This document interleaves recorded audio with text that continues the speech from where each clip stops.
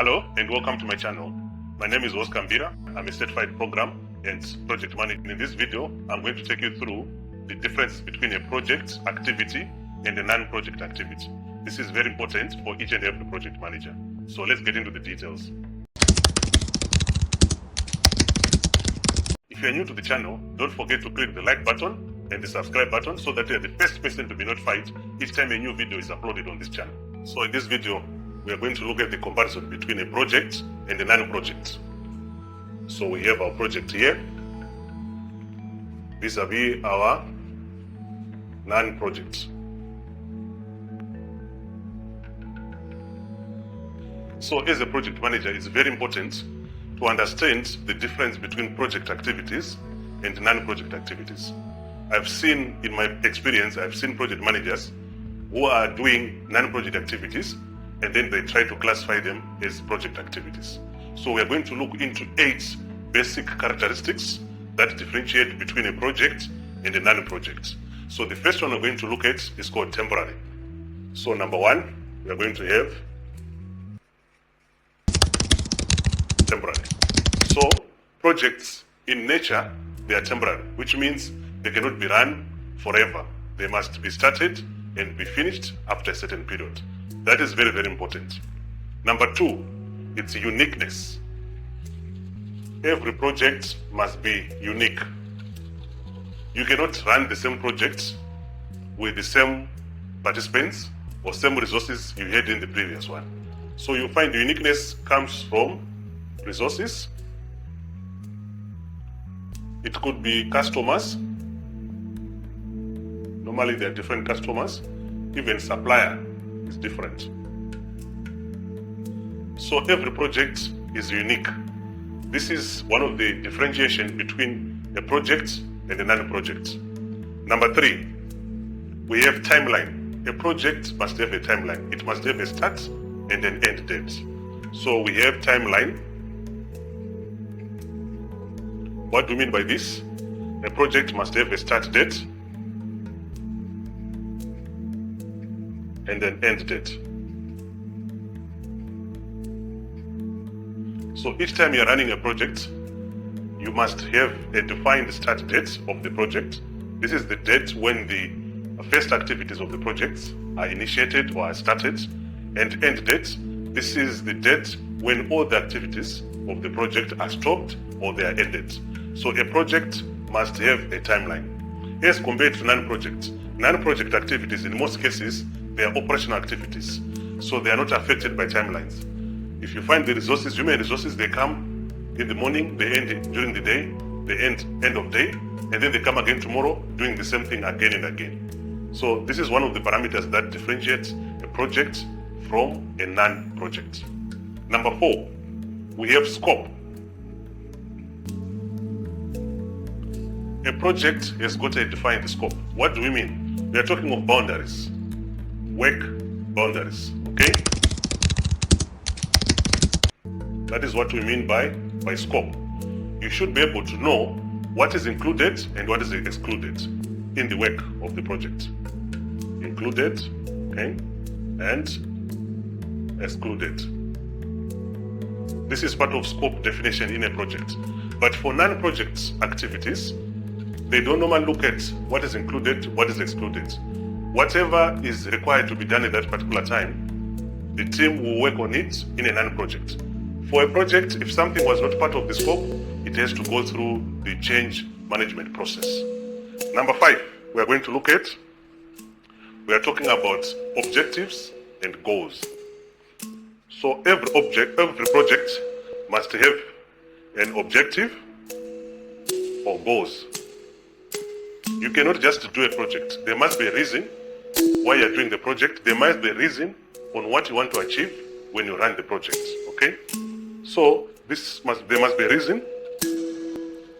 Some they want to call it business case, okay? There must be some business case that you want to address when you're running a project. It could be efficient, okay? You want to address some efficiency, or you want some products or service like that.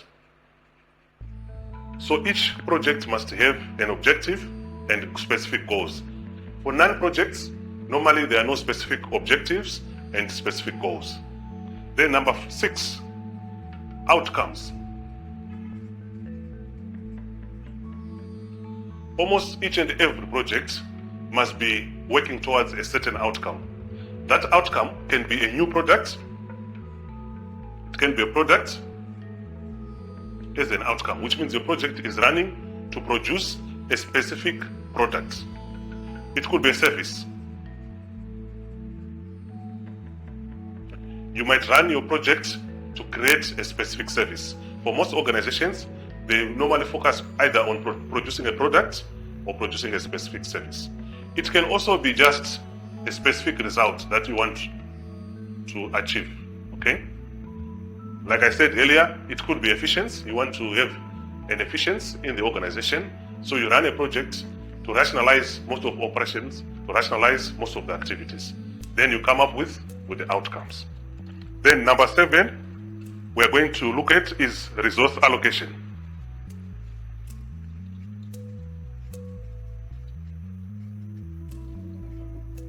Most projects, they have specific resources assigned to them. It could be equipment, it could be budget or expenses, it could be budget that is assigned to it, it could be human resources,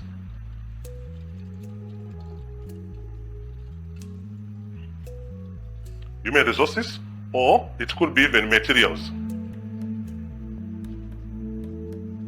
So each and every project will always have resources allocated to them. Then number 8, it must have a managed way of running the project.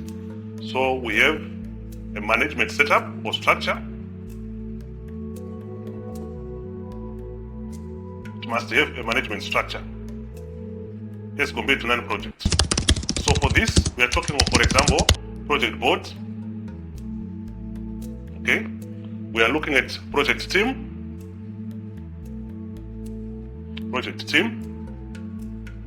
Okay, we can also look at allocated structures in terms of project leadership.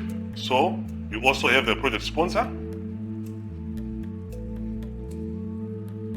So in a nutshell, these are the basic 8 components of a project versus non-projects. I hope you're enjoying the video so far.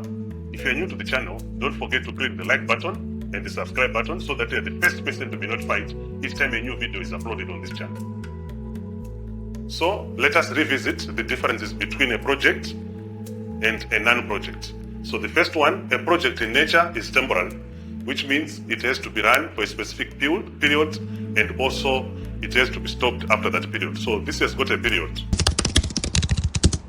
Okay. Then uniqueness. Every project is unique. It's very uncommon to find that whatever you were doing in the previous project is exactly the same as what you are doing in the current project. So a project is always unique and different from the previous one. If you look at one project, it's operational. It does not make it unique. So therefore, you find it's always the same. Okay. Then number 3, a project has a timeline, which means it has got a start date and an end date as compared to non-project. Non-projects, you might not be aware of the end date. So you find for projects, even if we take, for example, the research projects, they have blocks, normally call them phases. They have blocks or phases which have got a start and an end date. Even if they're not very sure of the end result from the research, but at least they've got certain phases, they have to define the start and the end date. This is very, very important for a project, and it involves project tasks. So all the tasks that you have in a project must have a start and an end date. Scope. A project has got scope, which means you know what is included in the project and what is not included in the project. I've seen most project managers messing up on the scope. The initial scope and what is being delivered will be totally different. So you find your project is now going over budget or even exceeding the expected timelines. So defining the scope for each and every project is very, very important. You know the boundaries of what you're supposed to deliver. You know the boundaries of the expectations of what you're supposed to produce from the project. Number 5, we have objectives and also the goals. You cannot just run a project, even if it's an organization. There must be defined objectives and goals from the project. For example, the organization might say, we want our processes to be efficient. How do we make that proper? They can run it through a project and come up with processes or refined processes that are efficient as compared to the previous one. Number 6, we have outcomes. A project in most cases has got expected 3 outcomes. Number 1, it could be a product. A project is expected to produce a product. It could be a service. A project is expected to produce a service. It could be any other result that is expected. It might not be a service or product, but a specific result that is expected from the project. I can give you a good example, in real life example. When you're constructing a bridge, that is a product, okay? When you're creating a customer service, that is a service. For example, when you're painting a house from green to white, the result is white. So that's an example of a result. Number 7, we have resource allocation. A project is normally run with resources. This could be non-human resources or they could be human resources. So for resources, you might have equipment, you might have budgets, you might even have human resources. You can also have materials in terms of resources. You can even have software and hardware, okay? You can even have software or hardware as part of the resources that you have to run the project. So this is what differentiates the project from non-project. For non-project, in most cases, resource allocation is not very specific. It's going to be as and when the need arises, because this is operation, which is the day-to-day running of the organization. The last item, but not least, is management structure. Most projects, they have a structured approach in the way they are run. In most cases, you find you have a project board, you have a mini board, you also have a project directorship, project management, and then your project team. So in a nutshell, this is very important to know what is a project and what is not a project. So as a project manager, my advice is you should be able to know in terms of what activities are being performed at that particular time. Are they project-related activities or non-project related activities? That is very, very important, and it must be mastered by each and every project manager.